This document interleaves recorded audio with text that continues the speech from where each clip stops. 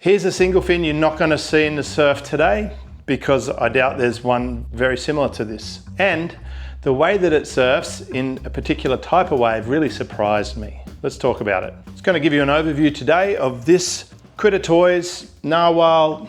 It is a custom order. You can see the lilac rail, and it has double stringer. That makes it pretty strong, stiff. It's a reasonably good weight. It's not glass too heavy, this board. I bought this board because I wanted to take it for travel, and I thought it'd have a good wave range. But when I actually rode it in the waves around here, it surprised me. I've clocked this board at a very fast speed at my local point break in big waves. It really loves big waves. Let's have a look at why. First, we'll talk about the specs. It's 7.6 by 22 by 3 inches, and I think it's about 56 litres, so it's got plenty of paddle power. But the bottom of it's a little unusual compared to a lot of my single fins. You can see it's got channels and has a diamond tail. When we put a straight edge on it, it actually starts a very mild single concave quite close to the nose. And by the time we get to here, it's pretty deep, and the halfway point, we've still got single concave. It's got a slight double about it. Single into double is starting, and then you start to get into these channels. So this whole channel thing. So that the stringer line is sitting below the rails for this whole board, which I guess kind of creates this Venturi effect. And down the back, we've still got this channels in a concave, and only after the fin box does it go into a V. So very late. Let's have a look at the rocker.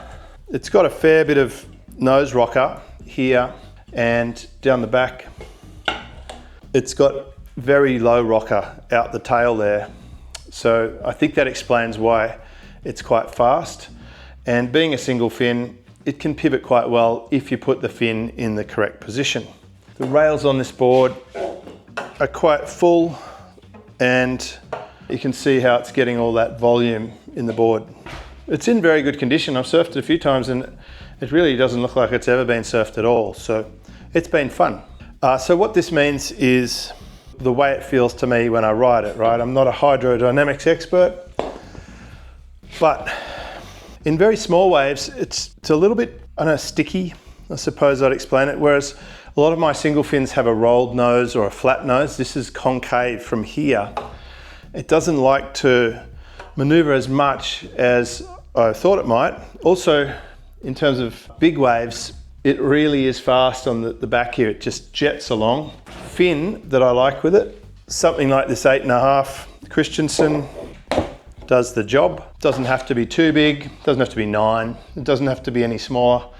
That's about the right fin for this board. It's very well balanced and it's very fast. I bought this board because they asked me if I wanted to get one, try it out. I did. I've had my fun with it, but it's time for this board to be sold. I tend to gravitate towards my 710 Gatto instead of this board. It could travel well. I think it's very strong and it would suit good waves.